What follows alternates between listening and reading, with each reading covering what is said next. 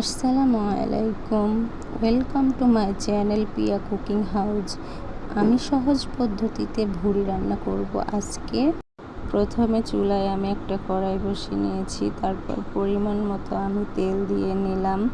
আমি আজকে বলবো ভুড়ি রান্না করতে বাসায় আমার যা যা মশলা ছিল আমি সেগুলো দিয়েই আজকে ভুড়ি রান্না করেছি। এখন আমার তেলটা গরম হয়ে গেছে তেলটা। এখন আমি এখানে দিয়ে দিব পেঁয়াজ। আমি এখানে একটা বড় সাইজের পেঁয়াজ নিয়েছি, একটা ছোট সাইজের পেঁয়াজ নিয়েছি, নিয়ে কুচি করে কেটে আমি দিয়ে দিয়েছি।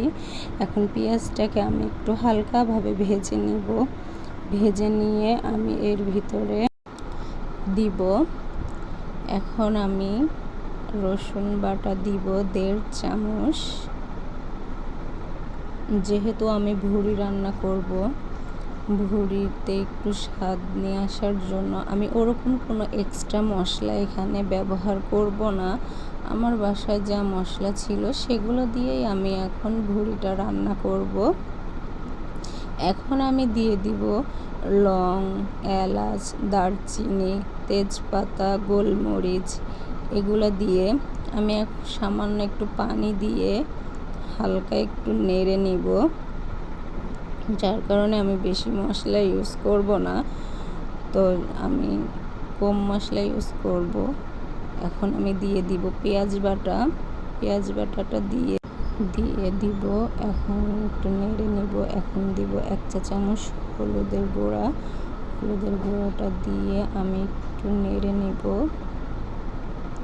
নেড়ে নেওয়ার পরে আমি এখন দিয়ে দিব 1 চা চামচ মরিচের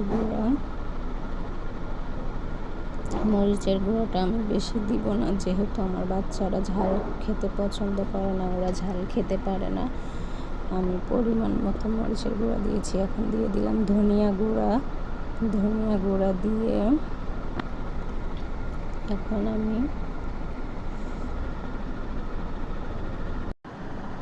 এখন দিয়ে দিব 1 চা চামচ জিরার গুঁড়াটা দিয়ে আমি মশলাটাকে কষিয়ে নেব। আমি আগেই বলেছিলাম আমি বেশি মশলা ইউজ করব না। আমার ঘরে যা মশলা আছে আমি সেটা দিয়ে আজকে ভুড়িটা রান্না করব। আমার মশলাটা যতক্ষণ না কষানো হচ্ছে ততক্ষণ আমি মশলাটাকে একটু কষিয়ে নেব। দেখেন আমার মশলার উপরে তেল ভেসে উঠেছে, তার মানে আমার মশলাটা কষানো হয়ে গিয়েছে।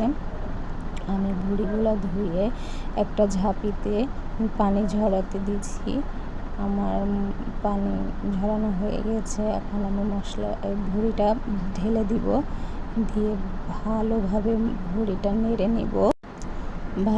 ভুড়িটা নেড়ে নেব যাতে ভুড়ির গায়ে গায়ে মশলা লাগে, এমনভাবে নেড়ে নেব। আমি এই ভুড়িটা আধা ঘন্টা কষাবো মিডিয়াম আঁচে ঢেকে মাঝে মাঝে একটু ঢাকনা খুলে নেড়ে দিব, যতক্ষণ না আমার ভুড়িটা এভাবে কষিয়ে পানিটা শুকিয়ে নিচ্ছি। ততক্ষণ আধা ঘন্টা পরে ফিরে আসছি। আধা ঘন্টা পর আমি ফিরে এলাম। দেখেন আমার ভুড়ির গায়ের উপরে তেল উঠে আসছে, মানে আমার ভুড়িটা কষানো হয়ে গেছে। আমি এখন আরেকটু নেড়ে চেড়ে ভুড়িটা ভালোভাবে ভেজে নিব। এরপরে 4টা কাঁচামরিচ, 2টা রসুন, আস্ত রসুন আমি নিচ দিয়ে কালো যে অংশটা থাকে রসুনের, ওইটা আমি পরিষ্কার করে উপরের ছোলকাটা ফেলে দিয়েছি, সাদা দিয়ে সুন্দর করে ধুয়ে নিয়েছি। আর কাঁচামরিচের 4টা আমি একটুখানি চিড়ে দিয়েছি যাতে ফ্লেভারটা আসে। কাঁচামরিচটা যদি কেউ দিতে ভালোবাসেন তাহলে দিবেন, না দিলে নাই।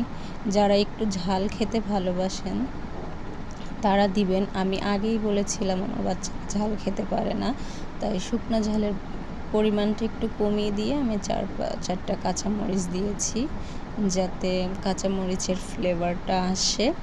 এখন আমি দিয়ে দিব আলু কেটে রেখেছিলাম ছোট ছোট কিউব করে।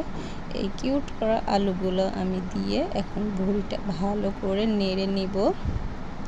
ভুড়িটা ভালোভাবে নেড়ে আমি একটু ভেজে নিব ভুড়িটা, কারণ আমি আলু দিয়েছি, আলুর গায়ে একটু পানি ছিল আমার, এর জন্য আমি ভুঁড়িটা একটু ভেজে নিয়ে এতে ঢাকনা দিয়ে আমি আর একটু কষিয়ে নিয়েছিলাম। এখন ঢাকনাটাকে খুলে আমি পরিমাণ মতো পানি দিয়ে দিব। দিয়ে এখন আমি ভুঁড়িটাকে একটু নেড়ে দিব। দিয়ে আমি ভুঁড়িটা মিডিয়াম আঁচে 40 থেকে 50 মিনিট রান্না করব। রান্না করে আমি মাঝে ফিরে আসছি 50 মিনিট পরে।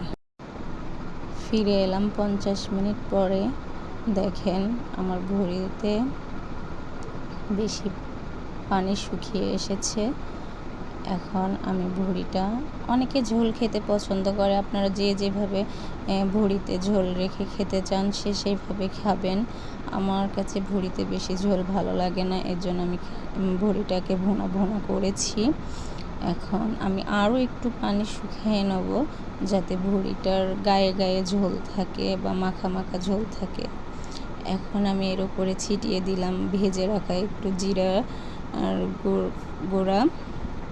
আমার তরকারিটা হয়ে গেছে। এখন আমি এটাকে একটু আপনাদেরকে বেড়ে দেখাচ্ছি। দেখুন আমার রেসিপিটা কত সুন্দর হয়েছে, কালারটাও কত সুন্দর এসেছে। আপনারা বাসায় ট্রাই করে দেখবেন, কেমন হয়েছে আমাকে কমেন্ট করে জানাবেন। সেই পর্যন্ত সবাই ভালো থাকুন। আল্লাহ হাফেজ।